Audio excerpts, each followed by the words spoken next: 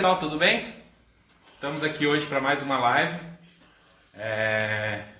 Hoje a gente vai conversar um pouquinho com o seu Nelson Lixa. Eu estou só aguardando ele entrar. Uma breve explicação é que assim, o seu Nelson está de quarentena, né? Ele está, acho que se eu não me engano, em Blumenau, Santa Catarina. E a questão de internet e tudo mais, a gente vai tentar bater um papinho com ele. É um assunto bem legal. Ele tem bastante conhecimento na área de cerâmica. Vai ser um papo interessante para a gente conversar de vários assuntos. Então, um oi para vocês, todos que sejam bem-vindos aí. Vou começar mais uma live aqui, um bate-papo. Só estou aguardando mesmo o seu Nelson entrar para a gente poder conversar.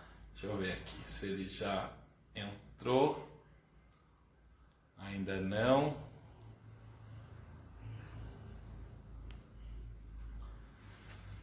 E aí, gente, tá gostando do conteúdo? Eu tô adorando. Tem muita gente bacana aí que a gente tá batendo papo, trocando ideias, conversando um pouquinho sobre esse universo da cerâmica aí. Ontem foi um bate-papo muito legal. E eu quero falar para vocês que estão acompanhando que a gente vai... as lives ficam em exposição aqui por 24 horas, tá? No perfil do Instagram. E após as 24 horas eu estou fazendo o download dessas lives e estou colocando elas lá no... Pessoal da Olaria, tudo bem? Estou colocando elas lá no meu perfil do YouTube, tá? Então vocês podem rever elas lá. Só estou aguardando o seu Nelson aqui, deixa eu ver. Não. Bem, gente, tem uma questão que eu estava conversando com ele hoje. Ele entrou aqui, ó. Acabou de entrar aqui. Vamos lá. Deixa eu pedir a participação dele aqui.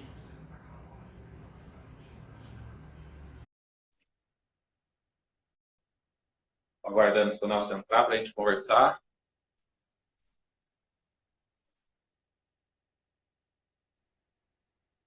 Ô, seu Nelson, Oi, César. tudo bem? Eu já estava no ar, é que tive alguma dificuldade, assim, achar os botãozinhos certos, mas se achar. Não, estamos aí, ó, deu tudo certo aí. Estamos online, o público está chegando aí, tá? Ok.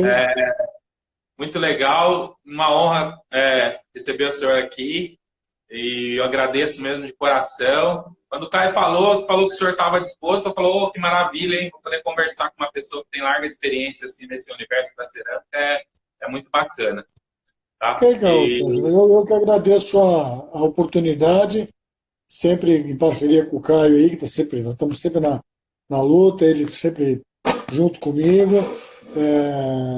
Eu que agradeço a oportunidade, César. Obrigado.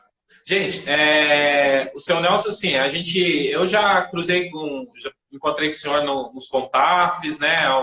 Umas vezes já comprei alguns produtos, principalmente algumas fritas, que eu comprei diretamente com o senhor. Para quem não conhece o seu Nelson, assim, ele vai falar um pouquinho da experiência dele. Assim, se ele for contar todo o processo, é longo, né? Vai demorar bastante. São só uns 50 anos aí de trabalho na cerâmica, né? Na Sim, com cerâmica certeza. industrial e agora nesse projeto aí também de desenvolver produtos para o pessoal da cerâmica artística, né? Conta um pouquinho aí pra gente aí Sim. da sua carreira, do seu começo, como é que foi todo esse universo aí? Tá bom. Bom, pessoal, boa tarde. Meu nome é Nelson Cordeiro Lixa. Eu sou natural do Rio de Janeiro e já sou mais paulista do que carioca. Moro em São Paulo desde a década de 60. Bom, na década de 70 eu queria estudar química. E na época eu estava tendo uma dificuldade em achar colégios que tivesse o curso de química. Só tinha colégios particulares, Oswaldo Cruz, que era meio caro e tal. E um amigo meu falou, por que você não vai fazer estudar cerâmica em São Caetano do Sul, que lá tem química também? Eu falei, então eu vou. E eu entrei na cerâmica meio pela porta dos fundos, assim, querendo estudar química. A minha intenção nunca foi estudar cerâmica. Mas, com o passar dos anos, né, do curso, realmente eu me encantei pela cerâmica e permaneci nesse ramo até hoje. Isso vai desde 72, vai fazer quase que 50 anos aí que a gente está no ramo, né?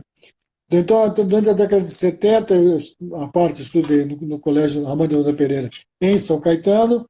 Depois, antes de concluir o curso, a direção do colégio me chamou para mim ocupar uma cadeira da área de esmaltes, que estava desocupada e precisaria de um profissional. Então, antes de formado, já estava dando aula de esmaltes e fiquei lá praticamente até o final da década de 70. No final da década de 70 eu saí, me enveredei realmente rapidinho assim para a área de cerâmica e especiais, que eram cerâmicas à base de grafites, de grafenos que estavam sendo desenvolvidos.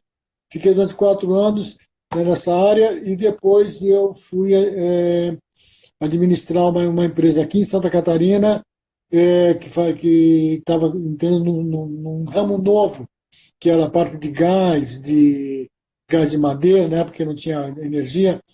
Bom, de tudo isso daí, voltei depois para a indústria de piso e revestimentos, fiquei durante muitos anos, décadas nessa área, sempre como gerente de produto ou como diretor de produção.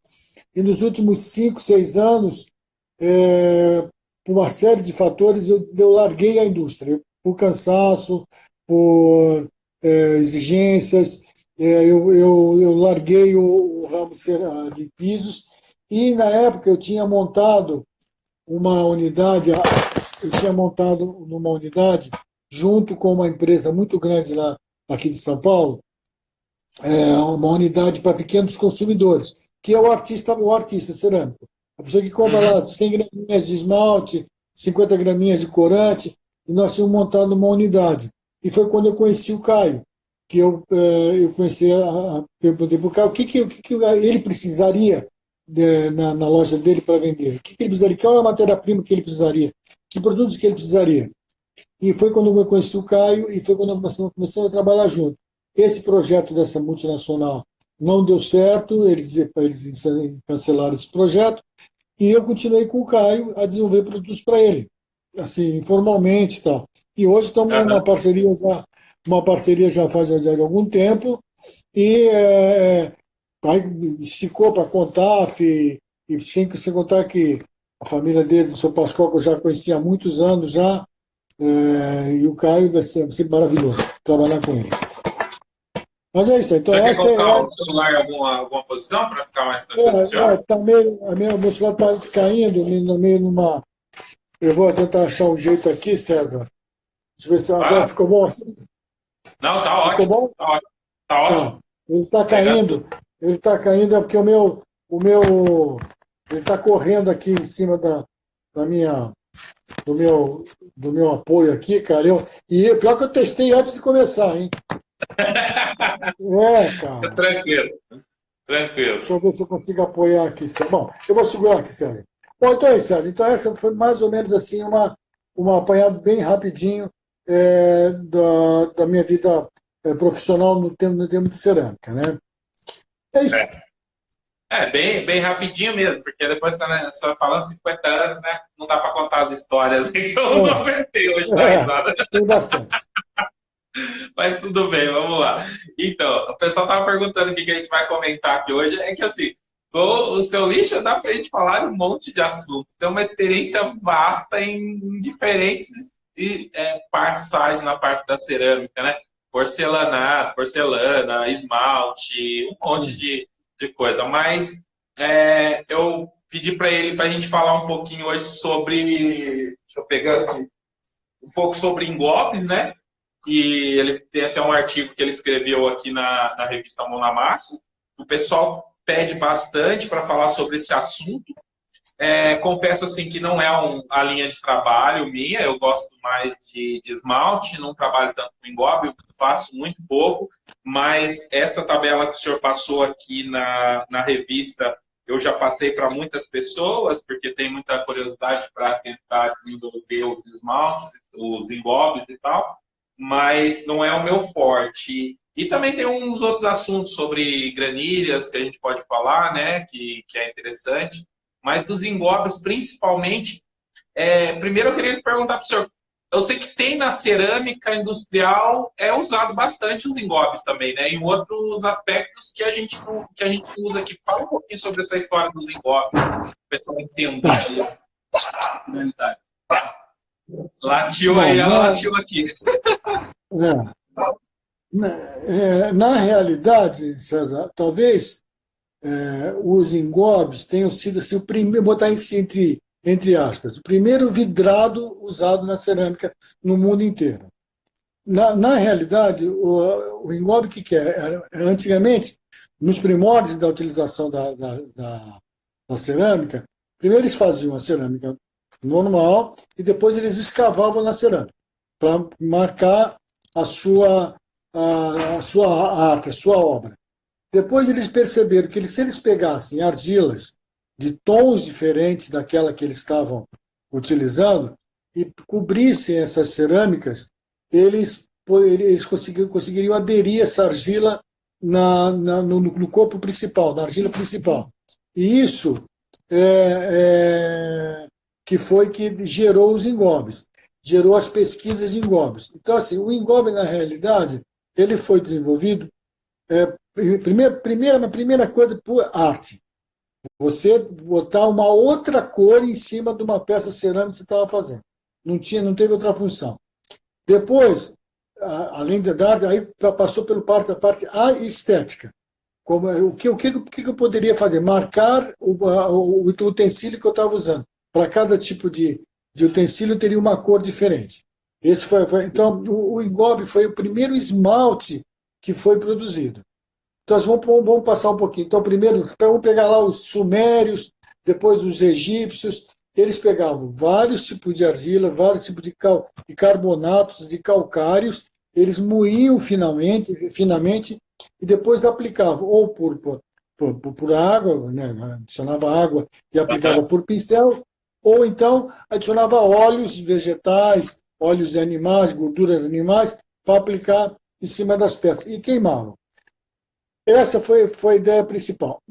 Que já mais recentemente, aí, bom, só por parte.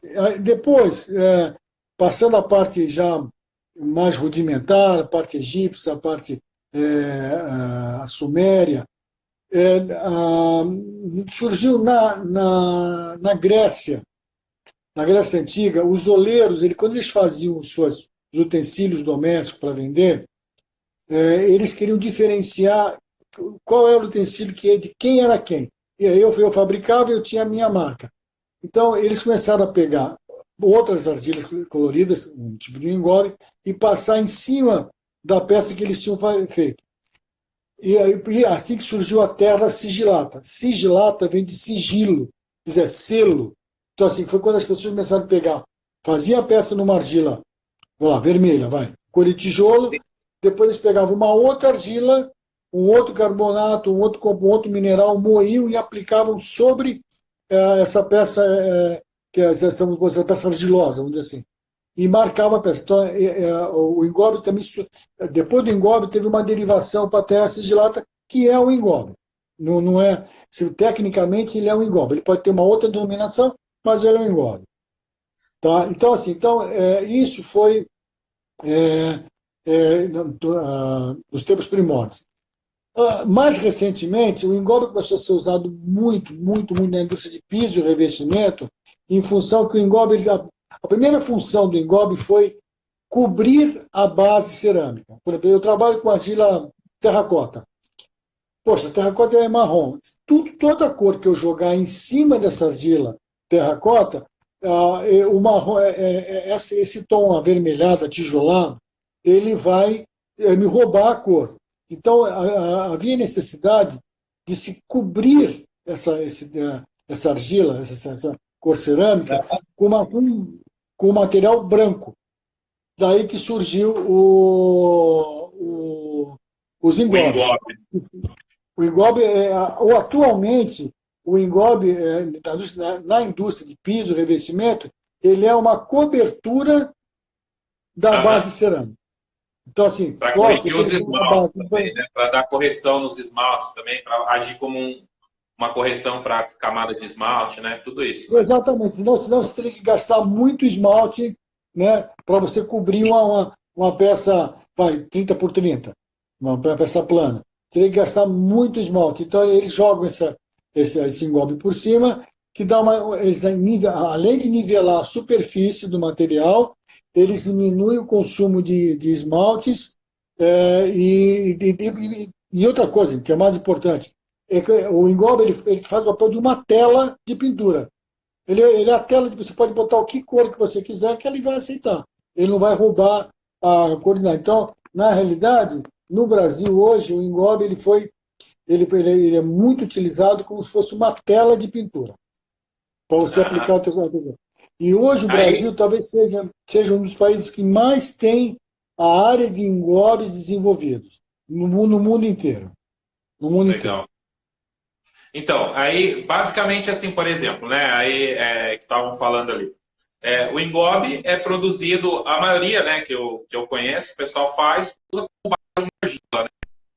já tem já bastante compostos que você pode aproveitar para se transformar no engobe, né? Ela já vem com os elementos, mas dá também para formular isso, vamos dizer assim, quimicamente, com os materiais, para você chegar nesse mesmo resultado, né? E dá para você tanto usar o engobe na peça crua, como muitas pessoas utilizam, né, para poder fazer na peça molhada, para dar uma aderência de uma argila a outra, e também dá para usar esse mesmo engobe na peça já biscoitada também, né? Que não deixa de ser. O pessoal acaba utilizando, eu acho no meu ver, muito mais na peça crua, pelo aspecto artístico, que depois consegue fazer uns acabamentos em cima, né? Como esgrafito, como polimento, umas coisas assim que é mais fácil fazer enquanto se aplica numa peça crua. Mas aí tem umas questões mais técnicas que precisa entender quando você vai formular, né? Para os dois casos, né? Fala um pouquinho sobre essa diferença, vamos dizer assim. Não precisa entrar na parte de química, mas a parte mais teórica aí de como tem que mudar É, um pouquinho a fórmula. é exatamente isso aí, César. É como eu te falei, o engobe, eu considero o engobe como um vidrado. É, Então, assim, todos os cuidados que você tem com o esmalte, você tem que ter com o engobe. Todos. A dilatação do engobe, a aderência dele na peça, o acordo dele o acordo que a gente fala assim, o casamento dele com a base mãe, né? Com a argila mãe.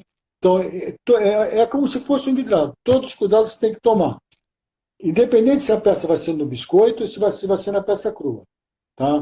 Então, o que é muito comum, que é, se você pegar uma forma, uma fórmula base de engobe, que a gente fala que é o 4-3-2-1.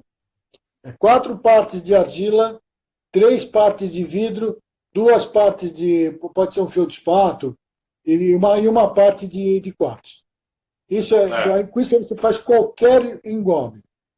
é a Ok? última fórmula aqui que Então, você colocou aqui. então, isso aí é o que a gente chama de 4-3-2-1. Que permite que você faça uma infinidade de engobes e vai acertando e modelando. Preciso mais uma argila, para outro, um pouco mais fundente, eu quero mais brilhante, eu quero mais acetinado. Então é isso que se faz engobe. Engobe é como se fosse um esmalte. Você tem que ter os Sim, mesmos cuidados de aplicação. É lógico, o engobe ele é muito mais argiloso, ele é como se fosse uma barbutina. Lógico, ele tem 40%, 30% de argila. Então, as retrações vão ser maiores, então a quantidade de água vai ser maior. Então, você vai ter que tomar assim, esses cuidados na hora de aplicar, tanto na base seca, na base crua, né, como na base biscoitada. Mas é como se fosse um vidrado, César. Não existe uma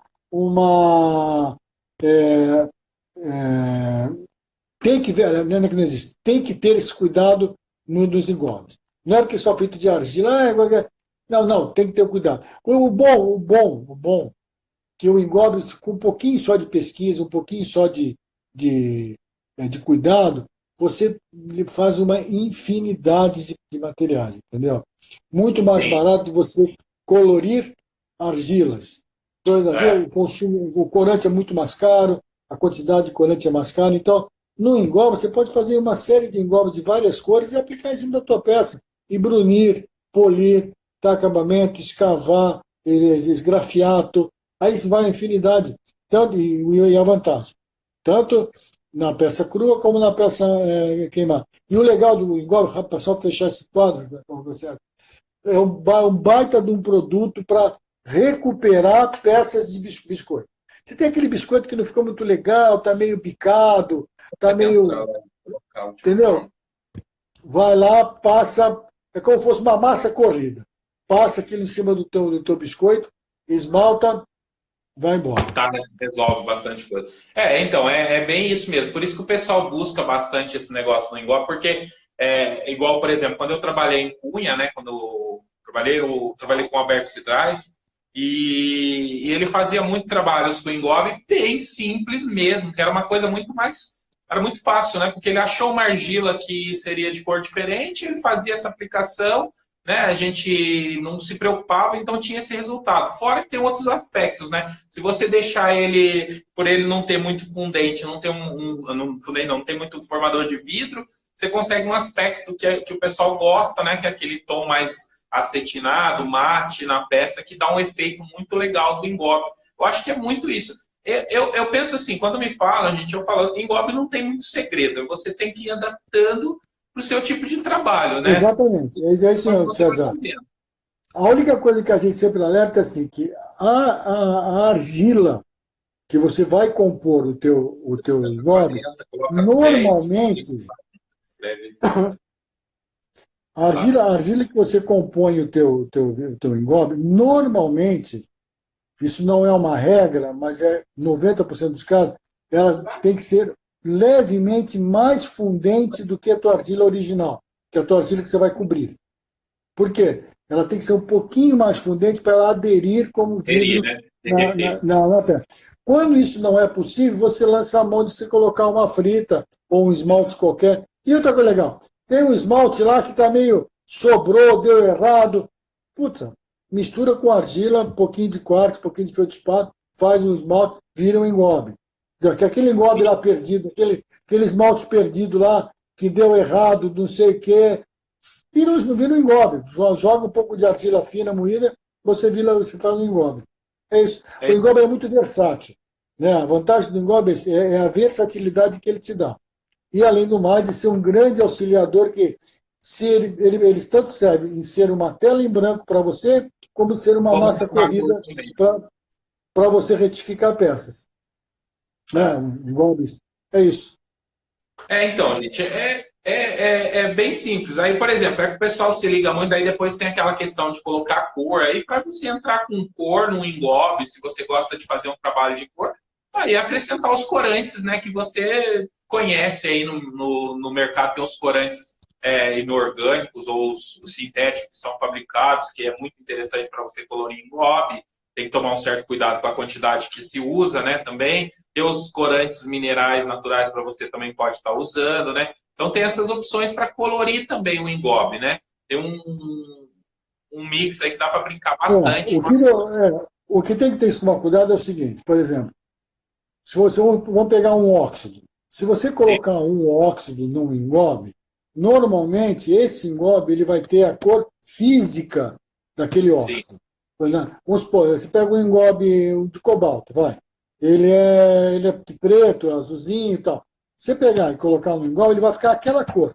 Ele não vai, já que não ocorre quando você pega, por exemplo, o cobalto e coloca no vidrado, no esmalte. Ele vai para, sei lá, põe azul marinho, azul claro, o que for. Sim. No engobe não. Então, normalmente, quando a gente vai colorir um engobe, a gente procura não usar os óxidos, apesar de serem mais baratos, porque os óxidos eles precisam de um gatilho de reação. Todo óxido precisa de um gatilho de reação. Então, você vai colocar aqueles óxidos, eles vão ficar daquela cor que está comprando natural, in natura. E os corantes já industrializados, normalmente eles seguem aquele padrão de cor que você está comprando. Então, é mais fácil você trabalhar. Eles resistem a uma temperatura bem alta, né? E não tem porque os corantes hoje eles são... os óxidos, alguns óxidos já acontece isso, né? Exatamente. Os corantes, normalmente, eles são, 99% deles, eles são fabricados, eles são produzidos até 1.300 graus. Então, eles têm uma estabilidade de cor até 1.300 graus. São raríssimas cores, alguns pretos e alguns vermelhos. Até os vermelhos, que era uma cor tão chata de produzir em alta temperatura, hoje você tem o corante. Onde vai, mas o vermelho tem cádmio selênio. Tem in natura. Depois que é feito o corante, toda essa parte tóxica ele é eliminada. Coisa que você não conseguia nos esmaltes vermelhos eliminar. Sim. Os esmaltes vermelhos, você produzia um produto chamado tintanato de cádmio. E isso era muito tóxico, né? Então, hoje, com corante, você já pode usar o corante vermelho em tudo que é esmalte, usar em qualquer tipo de peça, sem nenhum risco à saúde, né? É isso. Falaram uma coisa aqui, falaram assim, o engobe para alta, para baixa, para coisa. Na verdade, você tem que, dentro da fórmula, assim, a maioria dos engobes que você for formular, se ele funcionar para uma alta temperatura, porque você não vai precisar de tanta fusão, né? Aí vai depender do fundente que você coloca nele para poder criar essa temperatura de trabalho.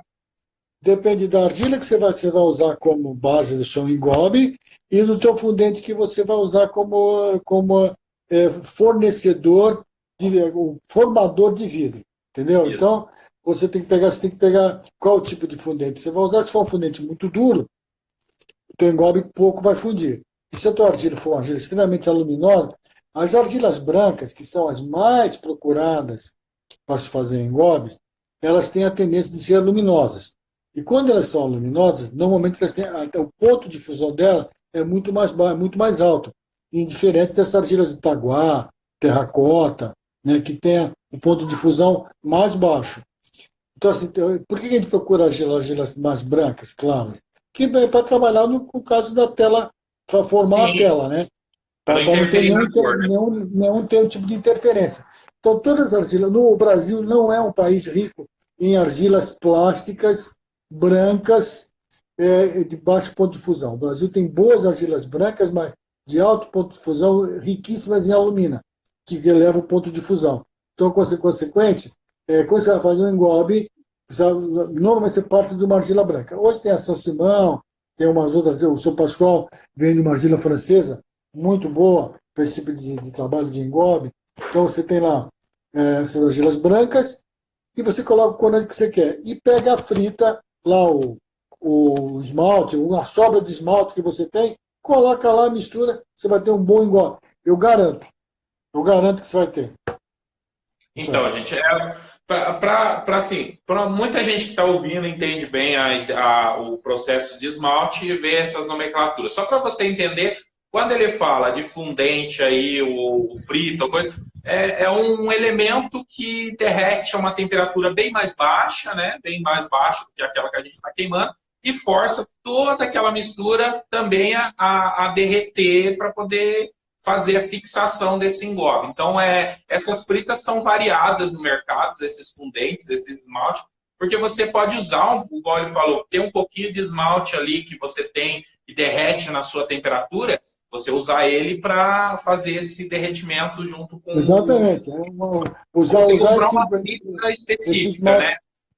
Exatamente. Não tem uma frita específica para engobe. Normalmente, lógico, as fritas que a gente usa para fritas ou esmaltes, que a gente usa para engobe, são as mais baratas, entendeu? São as mais que não precisa estar muito limpas, pode ter uma pequena contaminação, e depois na moagem isso some, né? Então são as mais em conta, né? Não são argilas ricas em zinco, estanho, titânio, isso não é. São argilas os esmaltes mais baratos. Então pegue uma argila sua, se você tiver aí uma argila branca ou não, pode ser uma argila à base de taguá ou tabaco, põe um pouco de fundente nela, mistura, você vai ter um engobe muito interessante. Lembrando que as terras sigilatas, que foram uma subdivisão dos engobes, elas eram argilas que fundiam mais baixo da base. O cara pegava uma argila qualquer lá, que fundia, que nem o teu parceiro lá de Cunha, pintava a peça, dava um engobe. O engobe é isso daí, um couro é um corpo argiloso com uma parcela de material fundente. É isso que... Isso. Eu tenho alguém aqui, Sérgio, perguntando se não é pertinente falar sobre monoqueima. Entendeu? Aham. Eu não sei se é o seu caso de Não, colocar. eu acho que a monoqueima aí, para o pessoal que trabalha só com engobe, muitas vezes é interessante, né? Porque você diminui um custo, na verdade, de queima, e Sim. você não vai ter que adequar seu esmalte para passar pelo processo de monoqueima. A Tá. monoqueima, eu acho assim, eu não sei, no meu ponto de vista, se eu fosse fazer uma monoqueima só usando engobe, se eu fosse só usar engobe numa fornada inteira de peça, numa coisa assim, eu até poderia fazer um monoqueima para evitar esse processo, né? Que o engobe aceita mais, né, a monoqueima. Ah, Bom, o Caio está vamos perguntando, lá. precisa Vamos lá. peneirar ou lavar argila, né? Primeira coisa que a gente aprendeu, eu vou falar um negócio que isso é que a gente usa na indústria. Tá? Primeiro a Aham, gente usa na indústria. Vamos lá. Então, você já tem o engobe pronto.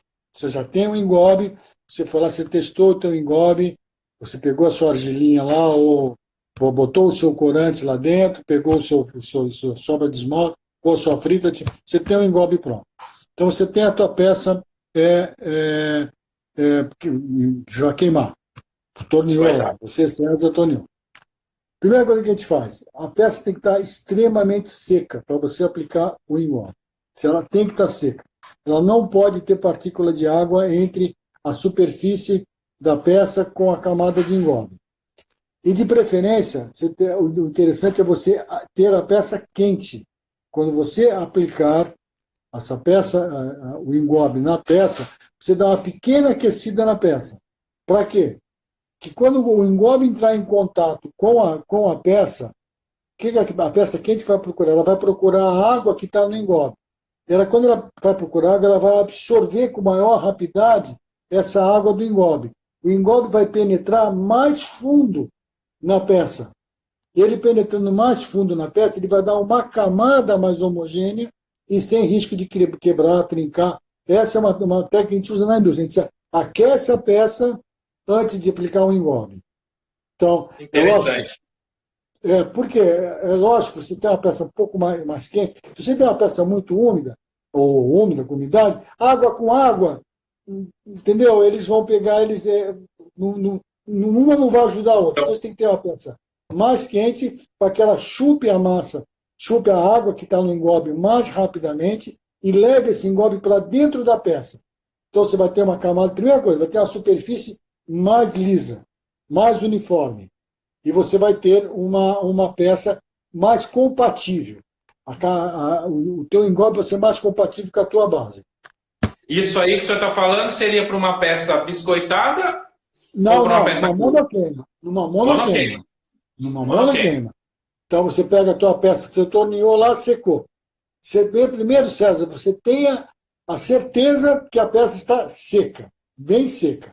Depois, agora eu vou aplicar. Então você vai lá, tanto faz no pincel como na monoqueima, ou por imersão, esquenta um pouco a peça, aquece um pouco a peça, e depois você aplica o engobe nessa peça.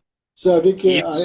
Isso ajuda na aderência do engobe, ajuda que ele Exatamente, penetre na exatamente. peça Ajuda e na não cria aderência da aquelas peça. trincas que a gente... Exatamente. Não cria as trincas, não cria bolha, né? E a aderência do engobe na peça é extremamente maior, porque ele vai estar muito mais profundo. A absorção da peça do engobe vai ser muito mais profundo, César. Tá. Então, Gente, o que ele está passando para você, porque ele está falando, é uma dica de aplicação do engobe para facilitar alguns problemas que a gente tem quando a gente passa o engobe em cima de uma peça em ponto de couro para fazer uma monoqueima. Então, gente, entenda esse processo que ele está tentando explicar. Não é regra que vocês têm que fazer isso em todas as peças. Porque eu falo assim, vai rachar a peça, você vai esquentar a sua peça, fogo na peça, você vai esquentar, né? Eu acho que... então, assim, tá...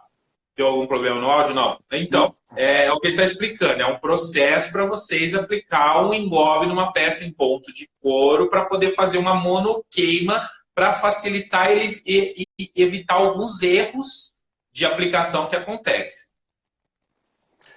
Então, assim, então, César, aí você tem o engobe. Tá? Então, o Uma coisa, processo é esse. desculpa. Aqui falou assim, aquece a qual temperatura? Mas é um aquecimento suave, né? Não é nada Não, é um temperatura. aquecimento suave, assim, tipo aí, 60 graus, entendeu?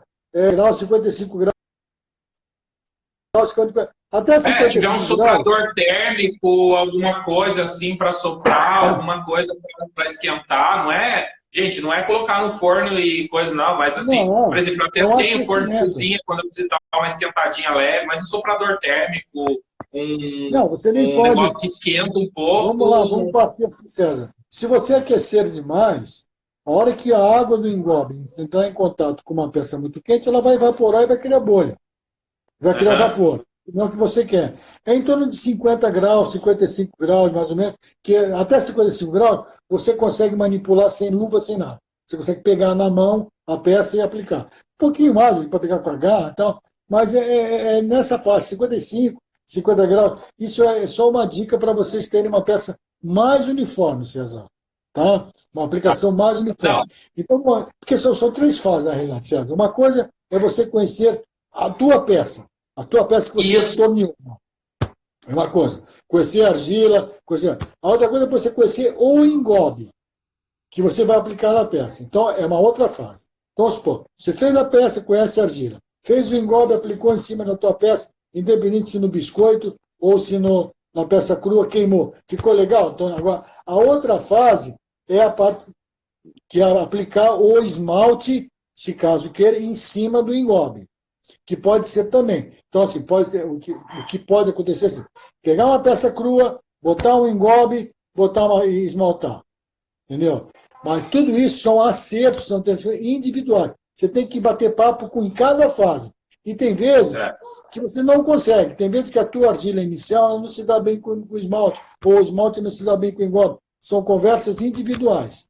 Então, assim, normalmente hoje, isso faz até muito, peça crua, o engobe e o esmalte. Entendeu? Tudo crua, queima. Agora, aí tá bom. Aí você fez essas três aplicações, deu certo, você vai ter que conversar com o teu forno, com a curva de queima dele. Entendeu? Como é que você está na tua curva de queima, por exemplo? Então, tudo isso é pesquisa, é trabalho. O meu grande medo, quando a gente fala tudo isso daí, César, assim, o artista, quando ele faz uma peça, normalmente é uma peça única. Então, toda vez que ele vai fazer alguma coisa, se ele perder aquela peça, é um problema para ele. Entendeu? Isso. Então, ele tem uma série de medos, uma série de receios.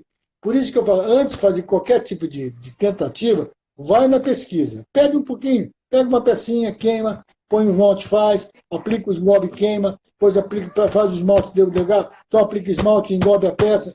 Antes de botar numa peça, vai fazendo o trabalho de pesquisa, que é o único jeito de você chegar em resultados. Eu vou contar rapidinho sobre a um gancho, César. Quando a gente trabalha na indústria de piso, a produção é extremamente corrida, né? Até cheguei a comentar com você de manhã. Então a gente tem que ter tudo na mão, todas as características de cada processo, de cada etapa do processo, porque quando existe um defeito, um erro, você tem no máximo 10 minutos para resolver o problema. Então. Porque, então eu tenho que saber. Você tem que olhar para a peça e falar assim, esse problema é do engobe, esse problema é da massa, esse problema é do esmalte, é do forno. Então, porque você tem que resolver em tempo recorde, porque senão você perde milhares de metros quadrados em poucos minutos. Né? Então, assim, não adianta querer partir para uma coisa sem conhecer as etapas do processo. Né? Então, vamos lá. O que é. O pessoal está perguntando umas coisas aí, vamos esclarecer para o pessoal para entender. Gente, por exemplo, eu mostrei aqui a revista para vocês, tem várias fórmulas de engobe lá. O Teu Nelson falou de uma fórmula super simples, que é a 1, 2, 3, 4, né? Que é uma basicona para fácil de lembrar. Beleza. A gente falou sobre as possibilidades de argilas, que são infinitas as possibilidades. Você pode recolher sua argila na sua casa, no seu quintal, pode pegar uma argila branca, que já é uma das mais conhecidas e funcionais para você fazer. Aí falar, tem que peneirar? Tem que. Se você fizer uma coisa grossa, você vai ter Vai sair né? grosso. Quanto mais fino você conseguir ali, melhor resultado. Falaram, calcinar argila é uma alternativa? Porque eu penso assim, se você calcina uma argila, talvez você queima alguns materiais orgânicos que está no meio dela e deixar ela um pouco mais pura e pode evitar alguns problemas, né? Quando você calcina uma argila, a primeira coisa você perde toda a matéria orgânica que te dá a plasticidade. Primeira coisa. Primeira coisa que você... Depois você perde água de constituição, que é a água que tem dentro dos componentes químicos. E depois você faz a mutação, a alteração dos carbonatos que essa argila compõe. Então, assim, a argila calcinada... a argila calcinada é quando você quer, assim, fazer uma peça que você não quer perder o volume dela. Que tem que ser, eu quero fazer uma peça de 200 gramas e sair 200 gramas no forno. Aí você usa uma argila calcinada, mas sabendo que ela não vai te dar nem plasticidade, nem resistência mecânica, nem uma série de fatores. Então a argila calcinada é fora por engobe, é fora de cogitação. Entendo. E a bentonita para dar uma corrigida no engobe, por exemplo, se tivesse colando na peça? Então, é uma alternativa? A gente fala do 4321, que é a coisa mais fácil, entendeu? Porque partindo do princípio que a tua argila vai ser uma argila plástica, quando ela não é, você tem a possibilidade, o advento de colocar a bentonita, que é uma argila, uma multimonilonítica, de tubo capilar. Assim, a bentonita ela tem o capilar dela extremamente fino. Então, e ela é ávida por água. Então, qualquer contato com água, ela absorve a água e entra nesses capilares. Por isso que tanto que ela é tão ávida de água, que ela incha de tamanho, porque ela absorve muita água. Então, normalmente, no engobe, a gente coloca de 0,5% a 3% no máximo. No máximo. Que é só para ajudar. A bentonita ela vai ajudar na aderência de toda a tua argila, de todos os teus componentes na tua peça cerâmica. Só isso. Ela não pode ser um componente principal, porque ela tem problema de tixotropia, ela tem problema de inchar, ela tem problema de descascamento. Então, é isso. Isso aí. Aí, assim, né? O pessoal tem que... Aí você tem que fazer essas adaptações, né? Muitas vezes para você chegar no melhor resultado. O caminho é esse que ele falou, trabalhar com uma argila, basicamente, e aí você vai adaptando. Se você tiver alguns problemas pontuais, esses problemas pontuais que a gente está falando assim, tá soltando da peça, tá, sei lá, não tá dando aderência, o corpo não tá fundindo direito, não tá... Mesmo depois... Aí você aplicou, queimou, tá funcionando na hora que você aplicou. Mas aí você vai para uma queima, depois, sei lá, o seu engobe começa a soltar do corpo da peça. Você passa a mão, ele está soltando. Isso é um problema já de fundência dos dois materiais, né? Aquele material não fundiu na temperatura que você precisa. Então, isso aí é a temperatura. Não adianta você vamos fazer uma suposição. Você trabalha com queima aqui a 1050 graus. A temperatura máxima que você queima é 1050 graus. E aí você cria um engobe que é com argila para, sei lá, temperaturas muito superiores. Provavelmente não vai ter um derretimento se você não colocar muito fundente para isso acontecer e vai começar a ter problema de soltar depois de uma peça, não é? Exatamente, entendeu? Então, o que tem que se pensar é isso, César. Tudo tem que ser etapa por etapa. A cerâmica, ela é uma cerâmica exata que não é muito exata. Entendeu? A verdade é essa. O deflocante, o silicato, estão falando aí. Em que caso pode ser usado ele aí, o silicato? O silicato, assim, vamos lá. O silicato ele é um defloculante. A função dele assim, mulher com é homem com homem, mulher com mulher. A argila ela é sódica e ela é negativa. Então você joga o silicato de sódio, que é igual, então é sódio com sódio, a tendência é um se afastar do outro. Homem com homem, mulher com mulher. Entendeu? Então ele afasta a parte elétrica dele, se afasta. Todas as partículas se afastam. Se colocar um floculante, a tendência é agregar. Mas no caso do silicato, ele é afastar. Agora, todo silicato, ele tem uma curva a seguir. Né? Porque se passar... se passar, ele reverte e volta a tisotropia dele. Ele volta a agregar novamente. Então, assim, aí é muitos. Aí a gente fala assim, numa parte que você vai controlando. A gente chega num ponto ideal. Aí se passa do ponto, não tem como você segurar. Se une a ele e vai embora. Então o silicato, ele é um defloculante. Normalmente, quando você trabalha com argilas, você tem que ter a necessidade de usar um defloculante. Ou pode ser o silicato, ou pode ser um defloculante qualquer que tenha no mercado do mundo. Aí é só mesmo, tipo, para dar sustentação ali, para ele dar suspensão, ou ele tem uma função? Não. O defloculante, César, ele vai te ajudar, ele vai te aumentar a possibilidade de aplicação. Entendeu? Vamos lá. Uma coisa é viscosidade, agora vamos mencionar. Outra coisa é densidade. Vamos supor, você vai aplicar por banho uma peça, por imersão. Então você tem que ter uma densidade X. Vamos supor, normalmente é 1,50, 1,51, tal, não sei o quê. Mas isso não quer dizer que a sua densidade tem que estar baixa. Então, o que é a tua densidade? A tua viscosidade tem que estar baixa. Então, você trabalha com o dispersante, o silicato, para abaixar a viscosidade. E você manter a densidade. Não tem que botar água. Se você botar água, você abaixa a densidade e abaixa a viscosidade.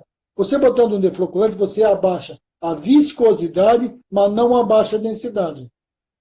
E aí, então, muito excesso de água causa um monte de problemas na aplicação do engobe, né? Densidade é a relação que tem entre a quantidade de sólido com a quantidade de água. Isso é densidade. Viscosidade é o tempo que uma determinada uma matéria demora para percorrer um espaço. Isso é viscosidade. É medida em tempo. Sim, tem os equipamentos que a gente faz isso, que a gente coloca lá dentro. Exatamente. A gente já mete o tempo para poder calcular isso aí. Exatamente, César. Então você tem que ver. Então, por exemplo, se você vai aplicar uma peça crua, principalmente, ou com engobe, ela tem que estar com a viscosidade baixa, mas não necessariamente com a densidade baixa. Porque, lógico, se a tua peça está crua, César, se tiver água demais, o que vai acontecer com a tua peça? Ela vai chupar toda a água. Ela vai trincar. Entendeu? Então, isso aí que eu ia falar. Muitas vezes quem vai aplicar numa peça em ponto de couro seca, ela é muito sensível à água, né? Ela é muito sensível. Se você encharcar ela de água, ela racha. Ela racha a peça. Então, para você evitar isso, você deixa ele num ponto melhor de aplicação usando um defloculante. Um defloculante. Então você vai botar menos água e vai usar um defloculante para baixar o ponto, a viscosidade dela. São duas coisas distintas. Então, se eu botei água, você quer botar trincou, lógico. Uma coisa é você abaixar a densidade. Para abaixar a densidade, você tem que colocar água. Agora, para abaixar a viscosidade, nem sempre é nem sempre é necessário botar.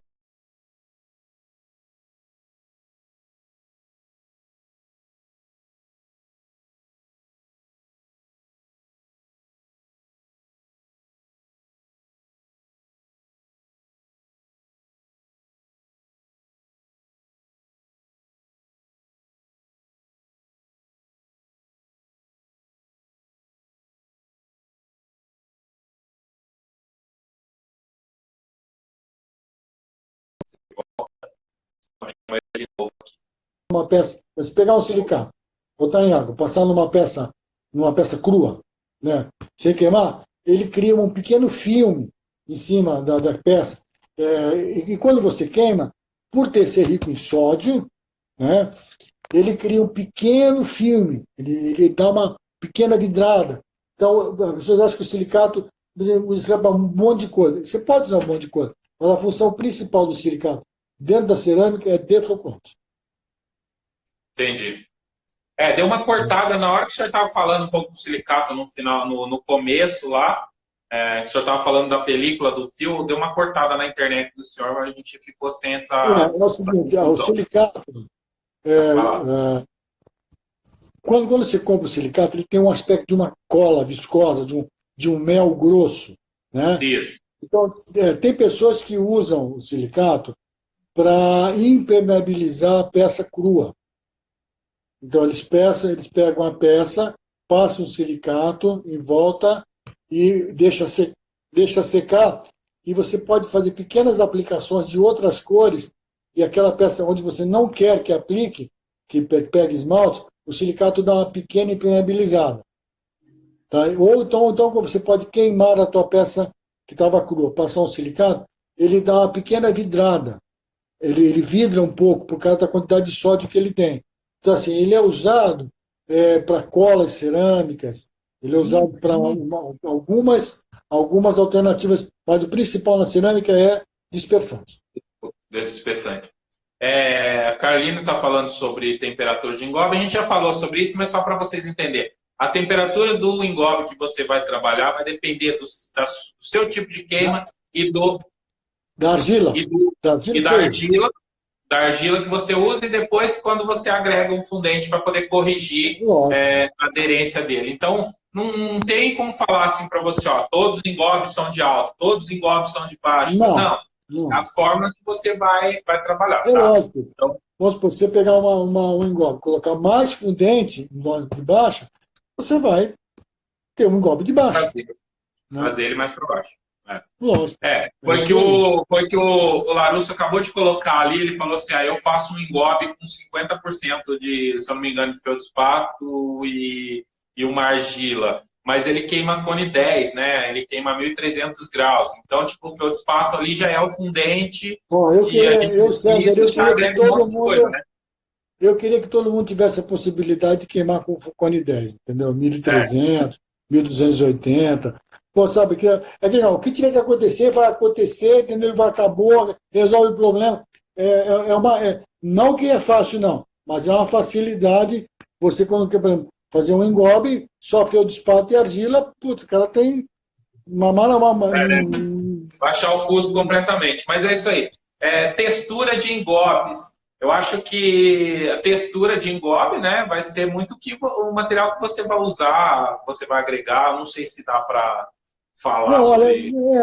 eu acho que as mesmas técnicas que você usa para texturar uma argila, entendeu? Você pode usar no engobe, entendeu? Eu não sou um artista, César. Então, sim, assim, ó, eu vou falar assim, o que eu vejo. As pessoas, elas imprimem, põem desenho em cima, depois riscam com lápis, depois tiram com estilete. Eu não tenho uma Seu Nelson, na verdade, assim, se você fosse contratar uma consultoria do seu Nelson, você vai chegar lá e falar, olha, seu Nelson, eu preciso fazer um engobe que precisa parecer uma pedra, um negócio, um musgo, uma coisa assim. Aí o seu Nelson vai falar, olha, aí você está me vindo com a parte artística, eu vou te dar uma noção das partes técnicas para desenvolver isso. Eu não sou um artista, eu não sei tornear, gostaria muito de saber tornear, César, não sei tornear. O máximo que eu sei fazer... Estou pensando mesmo, o máximo que eu sei fazer é bonequinho com uma bolinha e 5 pauzinhos. Não sei, eu não sei desenhar.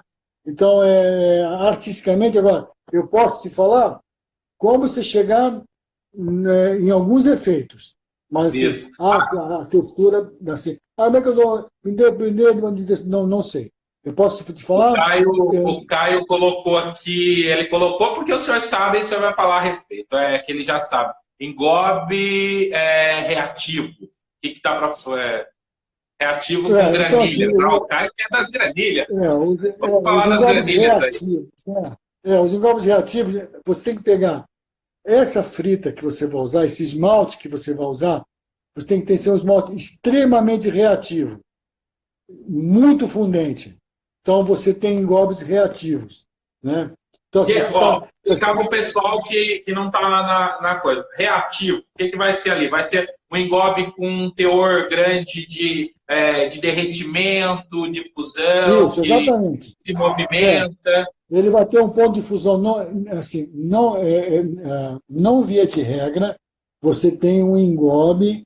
engobe não, uma frita, né? Uma frita de ponto de fusão baixa. Isso não é regra. Tá? Você tem que usar, para engobes reativos, você tem que usar fritas que podem queimar a 1.220 graus, só que a reatividade que ela vai dar nos óxidos presentes no teu esmalte ou na tua argila são altas, entendeu? Então, é que, lógico, que os primeiros engolpes reativos que surgiram, eles foram para baixa temperatura. Foram para 1000 graus, 1020 graus, entendeu? Foi usado muito em azulejo. Hoje, se pegar uns azulejos de uns 30 anos atrás, ainda você consegue ver muitos efeitos reativos, que foi moda, no mundo inteiro. Foi moda. Principalmente à base de chumbo. Eram tintas à base de chumbo que se colocavam nos azulejadores da troca direita. Então, assim, esses são de nova reação. A frita que você usa tem que ser uma frita reativa. Uma frita não é baixa, porque tem ponto de amolecimento X, só que o escorrimento dela é bastante alto. A fase de escorrimento dele é bastante elevada.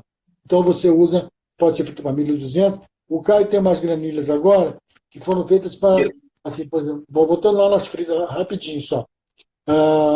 Então, que são de um tempo atrás, nós fizemos umas fritas para granilhas, né?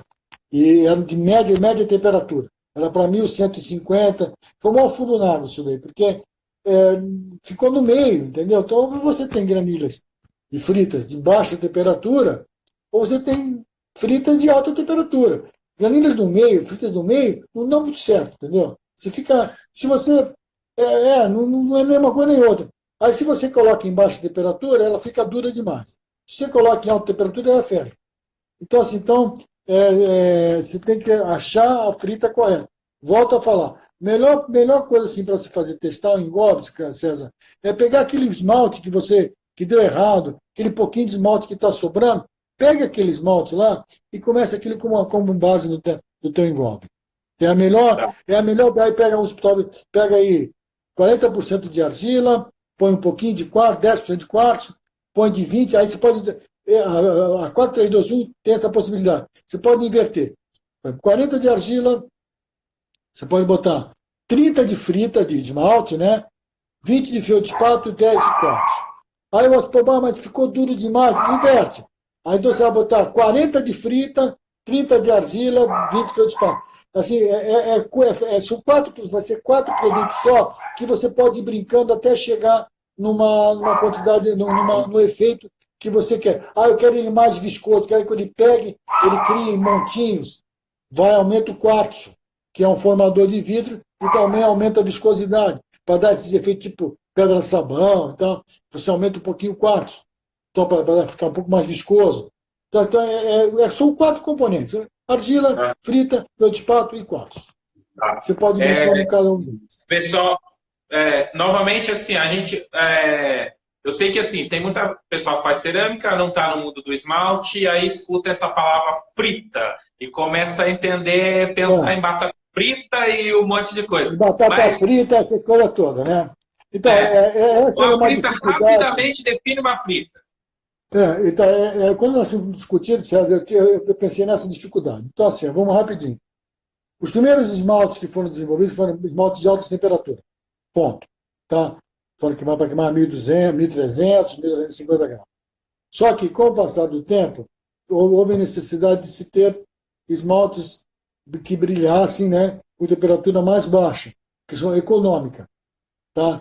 Então, eles desenvolveram a frita. O que é a frita? A frita é um esmalte de alta temperatura, vamos supor, para facilitar, é colocado num forno que parece uma banheira levemente inclinada, é colocada 1.550 graus dentro desse forno, 1.550 graus, funde todo esse material, todo esse esmalte que está lá dentro, e como o forno é meio inclinadinho, ele vai escorrendo para uma saída do forno e cai num tanque de água. E então, quando essa frita cai nesse tanque, com esse esmalte fundido, esse vidro fundido, cai nesse tanque de água, ele quebra que nem fosse vidro de carro quebrado. Isso é a frita. Tá? E aí depois então, ela é triturada, ela né? Ela é moída e é utilizada. Vira um pozinho.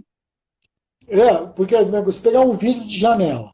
Para você fazer um vidro de janela, César, você precisa de 1.470 graus. Para você fazer o vidro de janela. Agora, se você pegar um vidro de janela, você derrete ele a 1.000. Gente, é o seguinte, seu Lixa, o nosso vídeo já deu 1 hora, o senhor falou há 2 horas, vai ter uma interrupção agora, a gente vai voltar aqui, tá? O senhor entra de novo, tá? Porque ele corta aqui o meu vídeo. e a gente vai continuar para a gente dar uma conclusão nisso aí Tá bom. e finalizar, tá bom? Já passou uma hora aí, gente. O papo tá Ok. legal. Ok, Tá bom? valeu, Sérgio. Valeu, tchau. Certo.